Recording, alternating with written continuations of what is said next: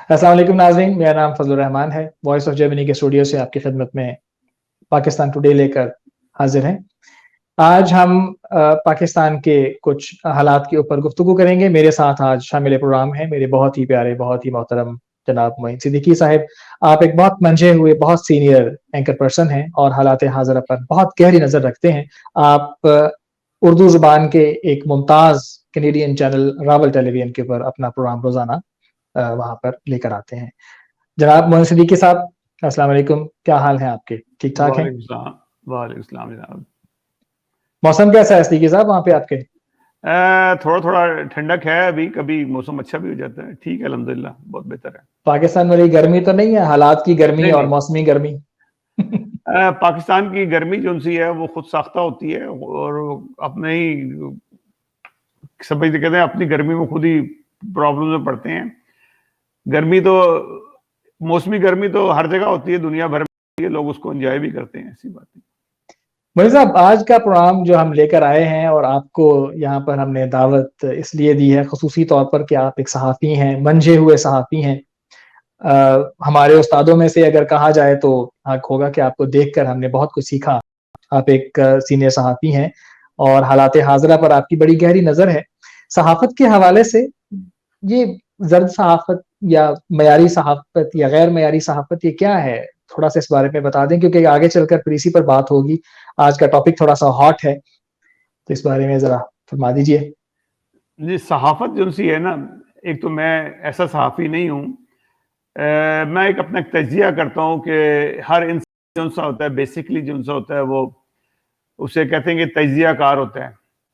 آپ کے ساتھ جو بیتی جاتی ہے آپ اس کو بیان کر دیتے ہیں۔ کچھ لوگ بیان نہیں کر سکتے، کچھ لوگ بیان کر دیتے ہیں، جو بیان کر دیتے ہیں وہ تجزیہ کار ہو جاتے ہیں، ان کو لوگ صحافی بھی کہہ دیتے ہیں۔ صحافت جو ایک ذمہ داری کا کام ہوتا ہے کہ اگر آپ نے جو کچھ دیکھا، جو سنا، آپ نے اپنے دل کی آواز جو سی ہے آگے تک پہنچا دی، یا سچائی جو سی ہے دیکھی ہے اور اس کو پہنچا دیا، یہ ایک صحافت کا اصول ہے۔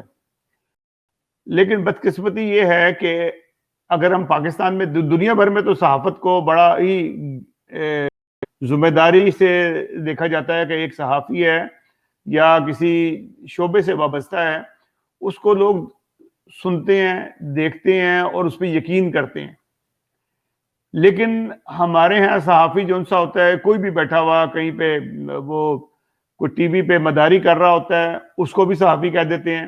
اس کی بات کی اہمیت ہوتی ہے، اس کی ریٹنگ بڑھ جاتی ہے، اور اس کو لوگ فالو کرنے لگتے ہیں۔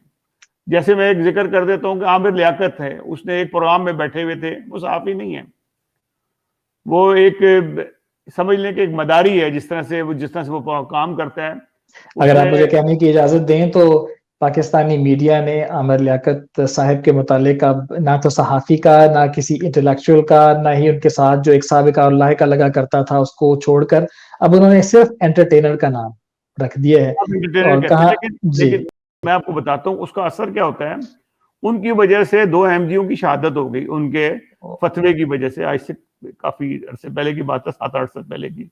اچھا، جی ہاں، پاکستان کے اندر انہوں نے ایک فتویٰ جاری کیا کہ جی یہ احمدی جنہیں قادیانی بھی کہا جاتا ہے، ہاں جی، جنہیں قادیانی کیا جاتا ہے، ان کو انہوں نے کہا جی واجب القتل ہیں، اور اس کے بنا کے اوپر اگلے ہی دن جو ان سے 2 احمدیوں کی شہادت ہو گئی سندھ کے اندر۔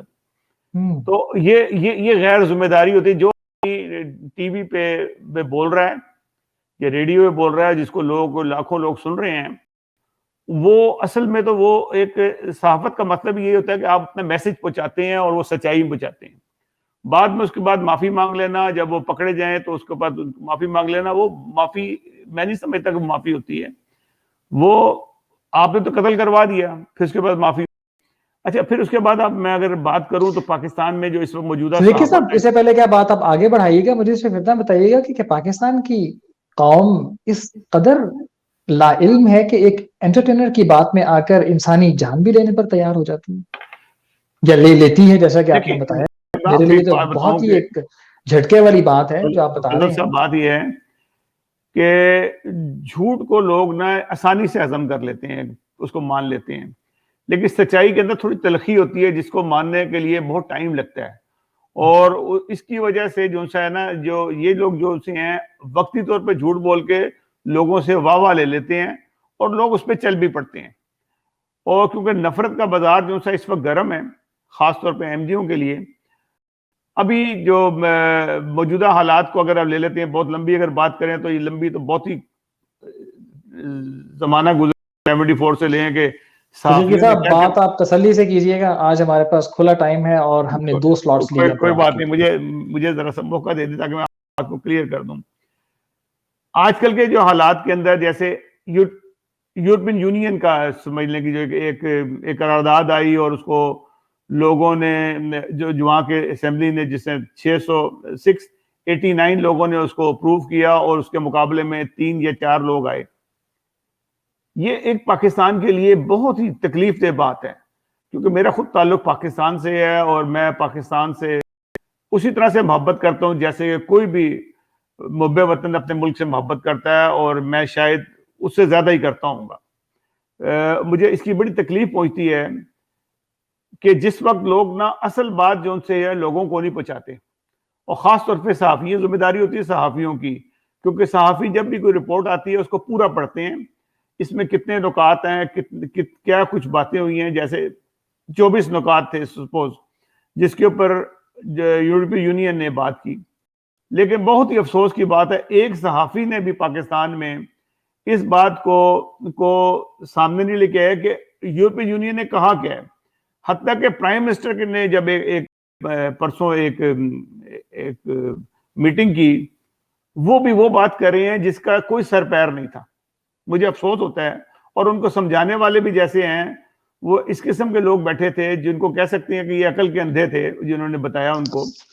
پرائم منسٹر کہہ رہے ہیں ختم نبوت کے اوپر ہم کوئی سمجھوتا نہیں کریں گے. بھائی آپ کو کس نے کہا کہ ختم نبوت کے کوئی یورپین یونین میں بات ہوئی ہے؟ ایک جگہ بتا دیں کہ جہاں ختم نبوت کا ذکر آیا ہو. بات یہ ہے کہ آپ کی جو کرتوت ہے اس کا ہو رہا ہے وہاں پہ. آپ نے جو بھی قانون بنا دیے آپ کرتے رہیں, آپ کہیں کہ جی ہم منہ کالا کر کے پھریں گے دنیا میں, آپ کو کون روک سکتا ہے؟ آپ جو مرضی قوانین بنائیں, آپ کو کوئی روکنے والا ہے؟ کوئی روکنے والا نہیں ہے. آپ جیسا مرضی کریں, آپ الٹے لٹکیں, کسی کو گالی نکالیں, آپ کا منہ لوگ دیکھ رہے ہیں نا آپ کو. یہی وجوہات ہیں کہ آپ کے کرتوتوں کی وجہ سے. آپ کا ایک مشیر خاص ہے جو اس کا نام ہے حافظ طاہر اشرفی صاحب, وہ کہہ رہے ہیں کہ مجھے یاد ہے کہ پچھلے 6 مہینوں میں کوئی اس قسم کا واقعی پاکستان میں نہیں ہوا کہ جہاں پہ ایم جیوں کے ساتھ کوئی زیادتی ہوئی ہو. میں نے تو انہیں لڑائی پڑی اس کے اوپر کہ میں سوچتا ہوں کہ اس ہمارے پاس تو اس سے بہت مختلف خبریں ہیں جی, اور ہم ان خبروں کو پچھلے 2.5 سال میں 15 ایم جیوں کی شہادتیں ہوئی ہیں وہاں پہ. جی جی جی جی, بڑے افسوس سے کہنا پڑتا ہے. کئی مساجد پہ قبضے ہوئے, 6 قبرستانوں کو توڑا گیا, قبروں کی بے حرمتی ہوئی. یہ ایک ہفتہ پہلے کی بات بتا رہا ہوں جو سرور چوک کے اوپر ہوا مظفر گڑھ میں. ایک مسجد کے محراب کو توڑا گیا, ممبر گرائے گئے, سب کچھ کیا, پولیس کی ویڈیوز وغیرہ سب موجود ہے وہاں پہ. بتائیں کہ یہ ایک کہتے ہیں کہ اعلان جھوٹ بولنا اور لوگوں کو گمراہ کرنا. خیر ان کے جو کماش ہیں میں کئی دفعہ بیان کر چکا ہوں اپنے پروگراموں میں, جو حرکات وہ کر رہے ہیں, جس طرح سے پیسہ کماتے ہیں, سب چیزیں ہیں. آپ کا جو پہلا سوال تھا صحافت کی, یہ تمام چیزیں جو سی ہیں نا, میں نے جب ٹی وی پہ نوٹ کیا تو مجھے چند ایک لوگ نظر آئے جو آج بھی باضمیر ہیں, جن کا ضمیر جاگتا ہے.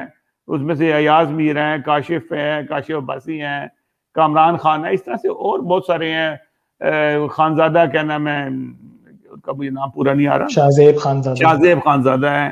اس طرح سے اور لوگ ہیں وہاں پہ جو سچ بیان کرتے ہیں. ان کو کوئی ڈر نہیں ہوتا کسی کا کہ میرے ساتھ ہوگا کیا, میرے خلاف کون جائیں گے, لیکن وہ سچ بول دیتے ہیں. اس کے علاوہ بہت سارے ایسے لوگ ہیں جو جھوٹ کا سہارا لیتے ہیں اور سچ سے شہرت حاصل کرتے ہیں, جس میں سے ایک سمیع ابراہیم ہے. بلکہ سمیع ابراہیم کو میں کہوں گا کہ جن کی وہ فیور کر رہا ہے تحریک لبیک والوں کی, بلکہ اس نے تحریک لبیک والوں کا بیڑا غرق کر کے رکھ دیا. لیکن یہ جو 2 دن پہلے پروگرام کیا, دیکھیں یہ اس قسم کی جو تنظیمیں ہوتی ہیں نا, یہ کہتی ہیں کہ جب یہ کوئی کاروائی کرتے ہیں, آگے لگاتے ہیں, لوگوں کو قتل کرتے ہیں, تو وہ ایک ان کا فخریہ پیشکش ہوتی ہے. اور وہ بتاتے ہیں کہ ہم نے اتنے پولیس والے مارے، اتنی گاڑیوں کو آگ لگائی، اتنی املاک جلائیں، اور اتنے دن ہم نے دھرنا دیا. یہ ان کا فخری ہوتا ہے. آپ نے دیکھا ہوگا طالبان جو کرتے تھے وہ اب ان کا پریس ریلیز آ جاتی تھی یا اس کا کہ اپنی ویب سائٹ پر ڈال دیتے تھے کہ یہ ہم نے کیا. یہ ایک دلیری کی بات ہوتی ہے جو لوگ کام کرتے ہیں جن کا کوئی مقصد ہوتا ہے. اس نے سمیع ابراہیم نے کہا جی انہوں نے تو کچھ نہیں کیا، اس کے پیچھے قادیانی ہاتھ تھا. بٹ بہت ہی افسوس کی بات ہے کہ اس نے ان کا جو اتنی محنت کی تھی، کتنے عرصے سے پلاننگ کر رہے تھے، یہ آگے لگانی تھی، لوگوں کو مارنا تھا، اپنے لوگ مروانے تھے. ہوتا یہ ہے کہ ان تنظیموں میں اگر کوئی اور نہ مارے تو خود ہی مار دیتے ہیں اپنے لوگ تاکہ ایک نام بنے. اس نے ساری وہ مٹی کہتے ہیں کھوتا کھوج پایا تھا لے کے. تو انہوں نے اس سارا کا سارا جو کریڈٹ تھا سمیع ابراہیم نے ان کا بیڑا غرق کر دیا لے کے ان کو بچانے کے لیے. اور دیکھیے صاحب، جی سر، صحافی یا صحافت کرنے والے ادارے ہمیشہ ان کا ایک معیار ہوتا ہے اور ان کا جو جملہ ہوتا ہے کہ وہ غیر جانبدار ہیں. تو ابھی آپ ساری بات کر رہے ہیں اس میں تو پھر کہنا یہ چاہیے کہ ان صاحب نے مکمل جانبداری رکھی ہے اور جانبداری رکھے ہوئے ہیں. مجھے وہ کلپ بھی یاد آ رہا ہے جن دنوں یہ لاہور میں ایجوکیشن چل رہی تھی. بتاتا ہوں کہ دیکھیں یہ صحافی جو سے ہیں جی. یہ پہلے یہ امریکہ میں تھے، ان کی صحافت نہیں چلتی تھی، کسی کو میسج دے دیا، کبھی کسی ایئر وائی کو دے دیا، کبھی اور ٹی وی کو دے دیا، یہ یہاں کی رپورٹ دیا کرتے تھے. پھر یہ پاکستان چلے گئے اور ایئر وائی نے ان کو اپنے پروگرام میں رکھا. ایئر وائی سے کیونکہ یہ بیسیکلی ایک لالچی آدمی ہے. یہ بول ٹی وی پہ چلے گئے. بول ٹی وی نے بہت سارے لوگوں کو خریدا. آپ کو یاد ہوگا کہ آج سے 3-4 سال پہلے جب بول ٹی وی آیا تھا تو انہوں نے کامران خان کو لیا، کاشف عباسی خیر بکنے والا نہیں آدمی، اس کو لیا، وہ نہیں گیا، بدان گیا، اور بہت سارے صحافی وہاں گئے. اور اس وقت ان کو اجازت نہیں مل رہی تھی، ٹی وی کا لائسنس نہیں تھا ان کے پاس. وہ انہوں نے جلد بازی میں کیا. اسے یہ ہوا کہ بہت سارے صحافی جو تھے نا گندے ہوئے، خراب ہوئے. باقی واپس آ گئے. اس کو بعد میں لیا اور اس نے لے کے اس وقت جو بول ٹی وی کی بدقسمتی یہ ہے کہ بول ٹی وی نے کوئی بھی اینکر نہیں بنایا. صحافی تو بہت سارے لوگ بن جاتے ہیں لیکن اینکر نہیں بنایا. یہ وہ اینکر ہیں جو اب جن کے پاس کچھ ہے نہیں. بول ٹی وی کی جو انکم کا ذریعہ ہے وہ ان کی ریٹنگ گئی ہے گر. تو انہوں نے ان کو ٹاسک دیے ہوتے ہیں کہ آپ نے لوگوں کو اپنی طرف متوجہ کرنا ہے. اس میں سے سمیع ابراہیم کے پاس اور تو کچھ تھا نہیں. اس نے اپنی طرف متوجہ کرنے کے لیے اس نے یہ کارڈ کھیلا. اس سے پہلے بھی 1-2 دفعہ اس نے کی حرکت اور دوبارہ کیا، لیکن ہر دفعہ منہ کی کھاتا ہے اور یہ شرمندہ ہی ہوتا ہے. لوگ اس کو گالی ہی نکالتے ہیں. اگر آپ ان کے کمنٹس پڑھیں تو اس کو پتہ لگ جائے گا کہ نا اس کو لوگ گالی دیتے ہیں کہ تم جھوٹے ہو اور جھوٹ بول رہے ہو. اس سے پہلے بھی آپ کہتا ہے کہ اوریا مقبول جان یہ کھیل کھیلتا تھا، لیکن اوریا مقبول جان کی حقیقت اس سے سامنے آ گئی جب اس کی ایک آڈیو جو لیک ہو گئی اور اس میں سارا اس کے کرتوت آ گئے. تو اب ڈرتا ہے کہ کہیں یہ نہ ہو کہ نہ کہ میرے کرتوت دوبارہ سامنے آ جائیں، کیونکہ جن کے پاس وہ آڈیوز موجود ہیں وہ آڈیو بڑی زبردست موجود ہے. انہی کے ٹی وی کے اینکر نے وہ آڈیو مہیا کی تھی. تو حالات یہ ہے کہ بات ہم یہ کر رہے تھے کہ ذمہ دار صحافت جو سی ہے چند لوگوں کے علاوہ پاکستان میں مشکل ہے کہ جو نجم سیٹھی ہے سچ بول دیتے ہیں. نجم سیٹھی کبھی بھی یہ نہیں ہوتا کہ وہ جھوٹ کے اوپر سہارا لے، حالانکہ لوگ ان کے بہت خلاف ہو جاتے ہیں کیونکہ وہ حکومت وقت کے خلاف جاتے ہیں. میں بھی بڑا کبھی کوئی حکومت کے خلاف ہوتا تھا، مجھے خاص طور پہ عمران خان کے، تو مجھے بڑا غصہ آتا تھا کہ یار اتنا اچھا آدمی ہے. لیکن آج میں سوچتا ہوں کہ وہ لوگ صحیح تھے. انہوں نے زیادہ قریب سے عمران خان کو، کیونکہ ہم لوگوں کی تو 1 دفعہ ہی ملاقات ہوئی ہے، 2 دفعہ ہوئی ہے ملاقات، اس سے زیادہ عمران خان کو ہم نہیں جانتے. لوگ جو ان کے پاس رہتے ہیں وہ زیادہ بہتر جانتے ہیں. جی سر. پاکستان میں اس وقت جو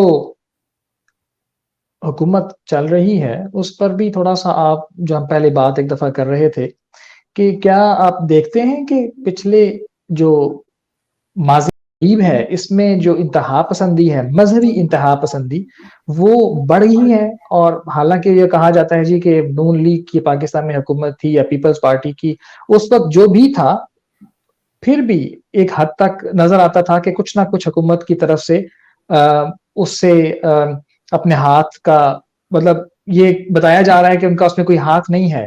لیکن یہاں وزیر اعظم باقاعدہ خود بیانات دے رہا ہے مذہبی طور پر، اور مذہبی تنظیموں کو کہا جا ایک قسم کا تسلیاں دینا یا ان کو تسلیاں کروانا ان کے لگتا ہے کہ جیسے دباؤ کے اندر آ کے بات کی ہے, جیسے آپ نے اوپر ذکر فرمایا کہ یورپین یونین کی قرارداد کے حوالے سے گفتگو ہو لیکن اس میں وہ ایک مخصوص موضوع لے کر اس پر یقین دہانیاں کرواتے پھریں, تو اس سے تو حکومت کی کمزوری احساس ہوتا ہے کہ شاید حکومت میں وہ دم خم نہیں ہے. بات یہ ہے کہ جو اس سے پہلے کی 2 حکومتوں کا ذکر کریں, نون لیگ اور پیپلز پارٹی کی, دیکھیں وہ احمدیوں کے ساتھ جو معاملہ ہوتا ہے اس کے اندر انہوں نے کم از کم ایک ان میں ضرور شرافت یہ تھی کہ بظاہر ایک تو پیپلز پارٹی والوں نے تو جو بھٹو نے کر دیا, لیکن بھٹو کے بعد بے نظیر کبھی کبھی 90 سالہ مسئلے کا ذکر کرتی تھی, اور لیکن اس کے بعد جب زرداری کی حکومت آئی ہے, آصف زرداری, ان لوگوں نے اس قسم کو پر نہیں بات کی, اور بلاول ہمیشہ سختی سے وہ بات پاکستان کی کرتا ہے اور یونٹی کی بات کرتا ہے, اس میں اچھی بات یہ ہے. باقی میں پیپلز پارٹی سے میں کوئی اتنا زیادہ امپریس نہیں ہوں.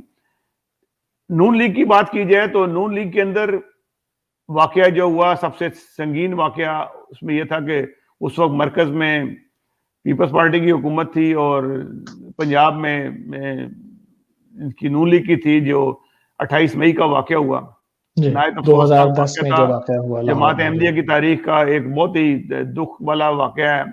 لیکن وہ جو واقعہ تھا وہ گورنمنٹ سپانسرڈ واقعہ تھا, جس میں پنجاب گورنمنٹ پوری انوالو تھی اس کے اندر, جن کو جس طرح سے ابھی آپ نے دیکھا نا کہ یہ چھوٹے چھوٹے واقعات ہو رہے تھے پاکستان ایک گجرانوالے کی مسجد میں اور پھر مظفر گڑھ کی مسجد میں, آپ نے دیکھا ہوگا لبیک والے مسجد کو توڑنے والے نہیں تھے, نہ ان کو قبرستانوں پہ اندر بے حرمتی کرنے والے تھے, وہ پولیس کے لوگ تھے. دونوں دفعہ انہوں نے ان کو سہولت دی, انہوں نے کہا جی ہم نے توڑتے, انہوں نے کہا جی ہم خود توڑ کے تمہیں دکھاتے ہیں, اور یہ جو قانونی خلاف ورزی ہو رہی ہے.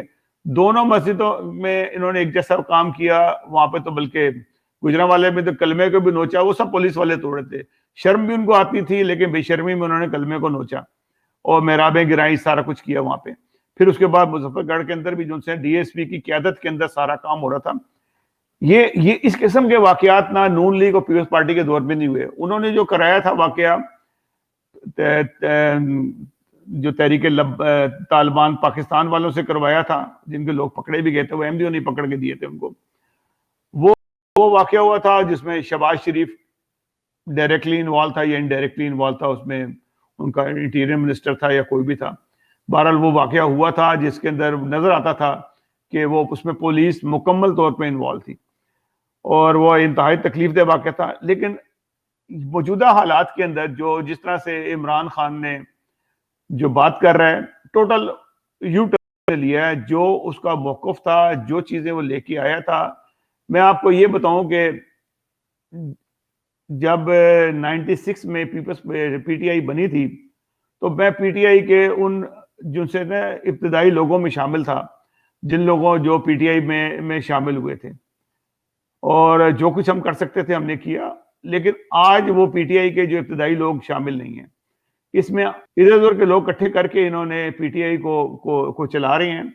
اور پی ٹی آئی جو سی ہے آج وہ خالص پی ٹی آئی نہیں رہی ہے, اس میں زیادہ تر جماعت اسلامی کے لوگ ہیں. آپ یہ کہنا چاہتے ہیں کہ حکومت پاکستان اور پاکستان کی حکمران جو پارٹی ہے وہ اس وقت مذہبی انتہا پسندوں کے ہاتھوں یرغمال بن چکی ہے؟ بالکل, میں بتا دوں کہ اس میں جماعت اسلامی بہت زیادہ آ گئی ہے.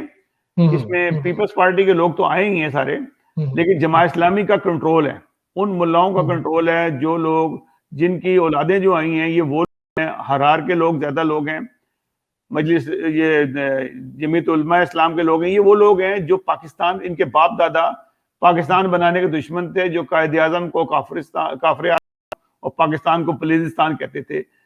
یہ بدقسمتی ہے, وہ لوگ شامل ہو گئے ہیں. پھر انہوں نے آپ کے خان صاحب جو سے تھے ایک سیکولر آدمی تھے, یورپ کہتے ہیں کہ میں ساری زندگی یورپ میں, اور میں یورپ کو عام پبلک سے زیادہ جانتا ہوں. میرا ذاتی یہ ہے کہ یورپ میں ضرور یہ رہے, ہم سے زیادہ یورپ میں رہے ہوں گے کیونکہ ان کی ایج بھی ہے اور ان کو سہولت تھی. لیکن جہاں جہاں یہ یورپ میں رہے ہیں اس سے نظر یہ آتا ہے کہ انہوں نے مذہب کو نہیں سمجھا. مذہب کو ابھی بھی نہیں ان کو پتا, کچھ بھی الف بے نہیں پتا مذہب کی.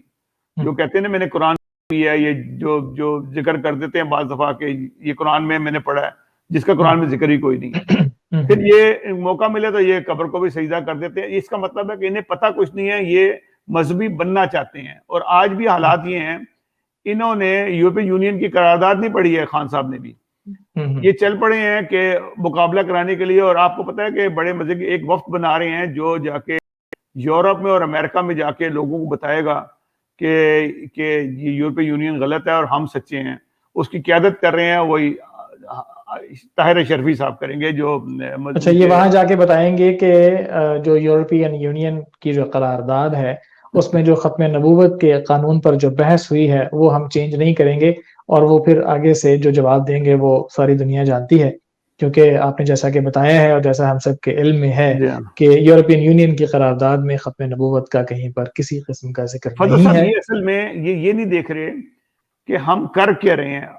یورپین یہ جو مرضی قانون بنا لیں, جو یہ عمل کر رہے ہیں, جو حرکات کر رہے ہیں, اس میں بہت زیادہ جو ان سے ہیں وہ جو یورپی یونین نے جس کے اوپر پوائنٹ آؤٹ کیا وہ کرسچنز کے اوپر بھی کیا. انہوں نے جو واقعات پیدر پہ واقعات ہوئے ہیں کہ ابھی بھی ایک جوڑا پکڑا ہوا ہے جس پہ یہ ہے کہ انہوں نے واٹس ایپ کے اوپر کوئی ایسا مواد لکھا تھا انگلش میں, جبکہ پتہ لگا کہ انگلش بھی لکھنی نہیں آتی ہے. تو دیکھیے صدیقی صاحب, یہی اصل میں مسائل ہیں. یورپین یونین نے کبھی بھی یہ نہیں کہا کہ اپنے مذہب پر سمجھوتا کریں, ہم یہاں رہتے ہیں, اور یہ کہنے میں ہرگز مذائقہ نہیں ہے, باوجود اس کے کہ میں ایک موقر ادارے کے اسٹوڈیو میں بیٹھا پروگرام کر رہا ہوں. ہر کسی کا ذاتی مسئلہ ہے, ہر کسی کا ذاتی معاملہ ہے کہ وہ کیا اس کا مذہب ہے, کیا اس کی ڈائریکشن ہے, کس طرف اس کے بیلیفز ہیں. لیکن یہاں پر یورپین یونین میں رہتے ہوئے آج تک ہم نے نہیں دیکھا کہ انہوں نے مسلمانوں کو کبھی عبادت سے روکا ہو, یا رمضان میں کسی بھی حوالے سے کسی بھی کام, مذہبی کام کے کرنے سے, کوئی بھی مذہبی فریضہ ادا کرنے میں کسی قسم کا کوئی رخ نہ ڈالا ہو یا کوئی رکاوٹ ڈالی ہو.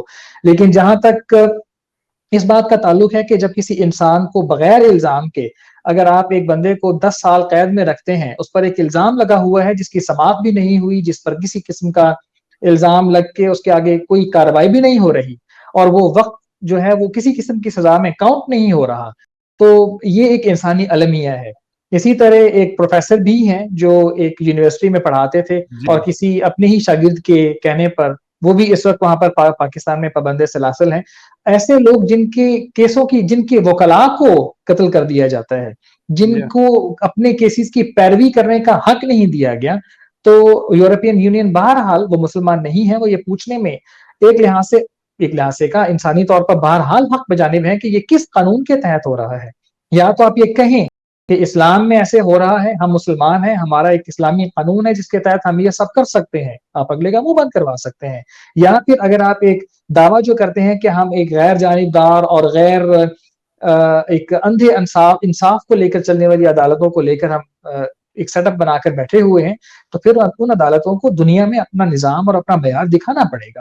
اور یورپین یونین کا اس حوالے سے کوئی بھی مطالبہ اگر ان کو لگتا ہے کہ مذہب کے خلاف ہے یا ان کی بنیادی, ان کے مذہبی اقدار اور بلیفز کے خلاف ہے, تو ان کو اس بارے میں آ کے بات کرنی چاہیے, نہ کہ کسی ملک کے وزیر اعظم, ایک سائڈ پہ رکھیے, صحافی جو غیر جانبدار ہوتے ہیں وہ آئیں اور آ کر اپنے ملک کے کسی بھی کمزور طبقے کا نام لے کر اس پر الزام دھرنا شروع, جیسا کہ آپ نے ایک صاحب کا نام لیا. میں ایک اور صاحب ہیں جس کے کلپ کے متعلق ہم بات کر رہے تھے, بظاہر بہت ہی پڑھے لکھے باشعور اینکر لگتے تھے, لیکن انہوں نے جو باتیں کی ہیں آپ نے سنی ہیں, آپ اگر اس پہ بھی کوئی کمنٹس کرنا چاہیں تو آپ یو آر ویلکم. جی, آپ نے ندیم ملک صاحب کا وہ کلپ بھیجا. ندیم ملک صاحب اس سے پہلے بھی ایک دفعہ ایک حرکت کر چکے ہیں, اور بات یہ ہے کہ اس پہ صرف انہیں لڑائی پڑی جا سکتی ہے ایسے آدمی کی کہ اس نے اپنی جو مقبولیت ہے اس کو بڑھانے کے لیے یہ سارا قدم اٹھایا, اور اس سے اس کا گراف اتنا ڈاؤن گیا ہے کہ لوگ جو اس پہ یقین کرتے تھے اب یقین والی وہ کیفیت نہیں رہی ہے. میں بھی کبھی کوئی اس کا پروگرام سنا کرتا تھا کبھی, لیکن اب میں اس کا پروگرام اس لیے نہیں سنتا کہ اس کے اندر ایک نفرت ہے, اور اس نے نفرت زبردستی اپنے بنائی ہے, اور صرف یہ کہ گورنمنٹ کے کاغذوں میں اور ملاؤں کے کاغذوں میں اچھا بننے کے لیے اس پہ کیا بحث کر رہی, بیکار کی بات ہے اس کی, اور اس کوئی سینسیبل بات اس نے نہیں کی ہے. تو اتنا ہی کافی ہوتا ہے ایسے آدمی کو بار بار ذکر کرنے کی, کیا کہ وہ اب کیا ذکر کریں, یورپین یونین کا ذکر کرتے ہیں, لیکن اصل میں بات یہ ہے کہ یورپین یونین کو, پاکستان کو چاہیے کہ اپنے اس کام کے اوپر جائیں جو انہوں نے قرارداد میں منظور کرایا, اس پہ کریں کہ یہ جو زیادتی ہو رہی ہے.